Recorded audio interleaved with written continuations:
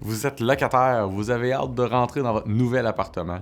Soyez vigilant à quelques petits détails. Avant d'entrer vos meubles, avant d'acheter des nouveaux meubles, vérifiez pour les punaises de lit, entre autres. Vérifiez s'il n'y a pas des œufs, des traces, des excréments. Vérifiez que votre propriétaire, s'il y a déjà eu des traitements. Si vous retrouvez des trappes à souris, si vous retrouvez des vieilles boîtes de fourmis, peut-être que le propriétaire n'en est même pas au courant de ce qui s'est passé avec l'ancien locataire.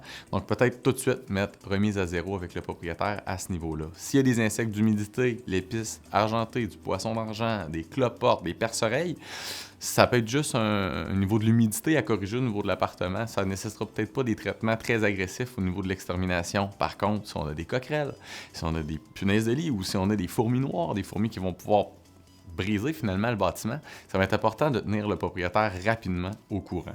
Si vous voyez des rougeurs apparaître dans les premières semaines, dans les premiers mois où vous venez d'habiter, vous pourrez faire une contre-vérification, faire sûr qu'il n'y a pas de la punaise de lit. Si vous avez loué avec les meubles existants d'appartements meublés, si ça ne vient pas des locataires qui ont déménagé en même temps que vous aussi, souvent les déménagements se font dans les mêmes genres de dates.